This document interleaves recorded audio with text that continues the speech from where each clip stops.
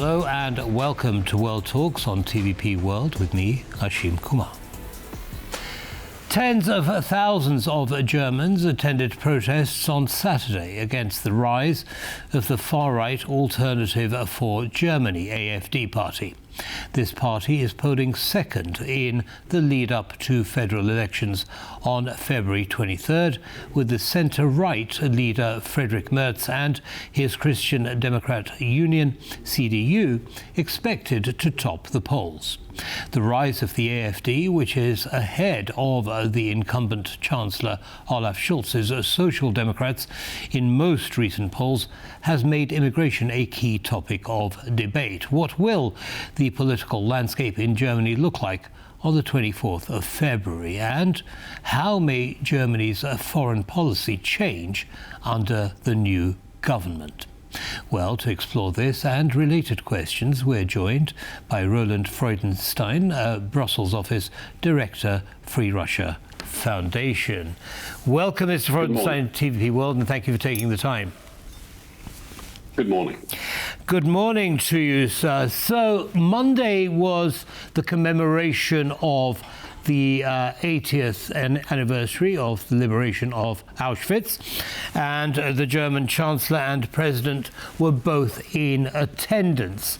Many words of warning against repetition of this anywhere in the world, but especially in Europe, were shared with the people that attended. However, we see, as I've just mentioned, an increase, a rise in the popularity of the AfD in Germany, often described as a far-right party. Talk to us firstly, please, about the AfD and what its major policies are. Well, the AfD started about 10 years ago as a mildly Eurosceptic party along the lines of the British Tories. It was opposed to the euro currency. It was opposed to Germany bailing out Greece and Italy and other countries. And it has come a long way since then. It went through several, let's say, several reiterations of leadership changes. And it has, and this is the exceptional thing about it, it has become much more political, and at the same time, it has grown in popular appeal. That is because since the migration crisis of 2015-16, it has actually made remigration, as it's now called, its major policy proposal. And this goes even against people with migration backgrounds that have German passports and are born in Germany even. So because of several violent incidents, crimes perpetrated by people with migration backgrounds and also asylum seekers, this policy proposal has gained quite an appeal in Germany. And added to this is this general feeling of malaise in Germany, which has a lot of economic components, socio-economic components. Germany is at the end of a 30-year phase of quite spectacular growth, and this never goes down nicely. This increases social tensions, and AfD also makes use of this to increase its appeal to the people. And the third element I would mention here. Yes, go ahead. Understood. Now, but it's more than just increasing an appeal. I mean, the AfD is second in the polls. Approximately 20% of people supported compared to approximately 30% for Mr. Merz's party. So, I mean, this is quite a shift. It's the first time that they're proposing a candidate in the parliamentary elections. So there is something that has struck a nerve. Do you think that Olaf Scholz's centre parties and the CDU simply missed a trick? Should they have taken the temperature of the public with regard to migration and done something earlier? Yes, definitely. I think they should not have shied away from naming uncontrolled mass migration, which happened in 2015-16, a problem. And for too long, even asking the question about this was considered faintly neo-Nazi or something suspicious politically. So that was one mistake. The other one was that we have too long stuck to a kind of centrist consensus on, I think, what might be labeled as wokeness and political correctness. And this is something that also didn't go down well with the majority of the people in Germany. And AfD seems to be the one party that has consistently appealed to people by exactly countering the woke narrative. And I believe that some centrist parties, such as Friedrich Merz's CDU, are now correcting that mistake. Now, of course, this triggers accusations from the left that, they're trying to copy the AfD, and the voters will always prefer the original to the copy. Well, if that was true, then I think center-right parties wouldn't be as successful in Europe as they are at the moment.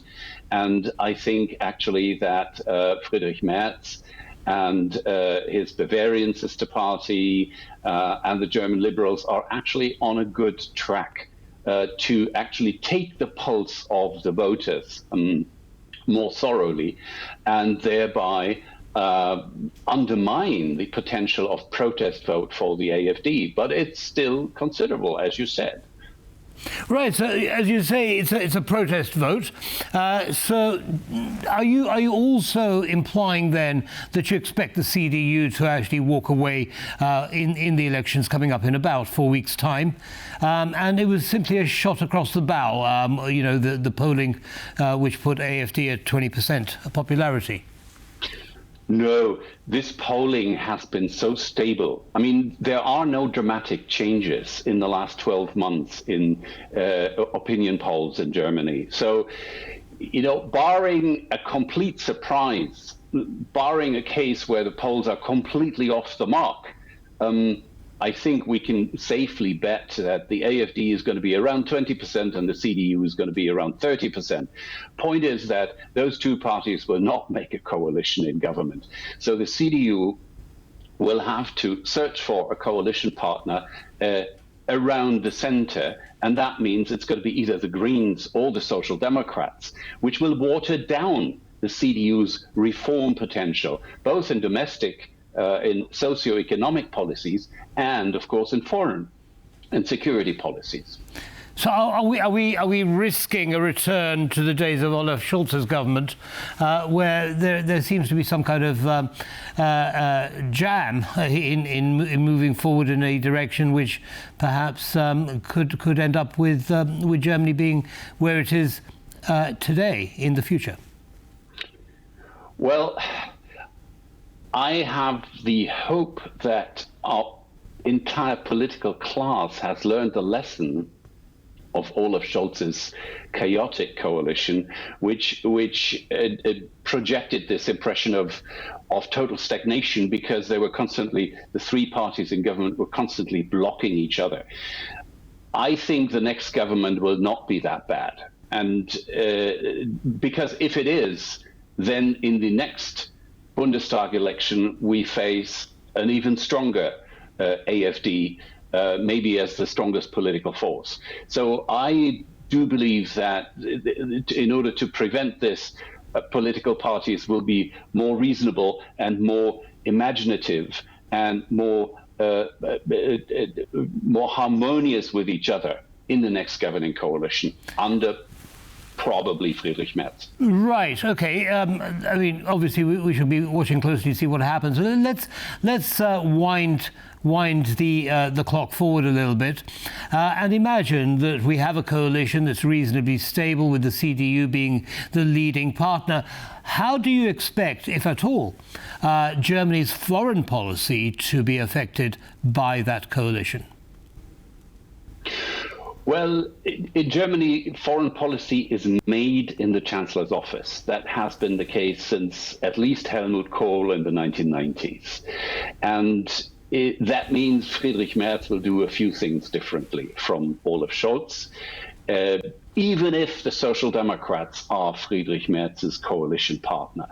So there will be a much more robust stance vis-à-vis Russian aggression in Ukraine and hybrid aggression elsewhere.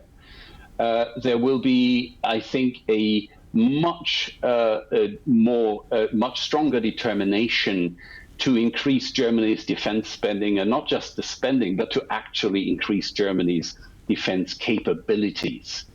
And there will be much more of a willingness for Germany to take on responsibility for Europe's security in order to keep the United States involved in Europe, not to replace the US, but to shoulder more of the burden in order to keep the US involved. Understood.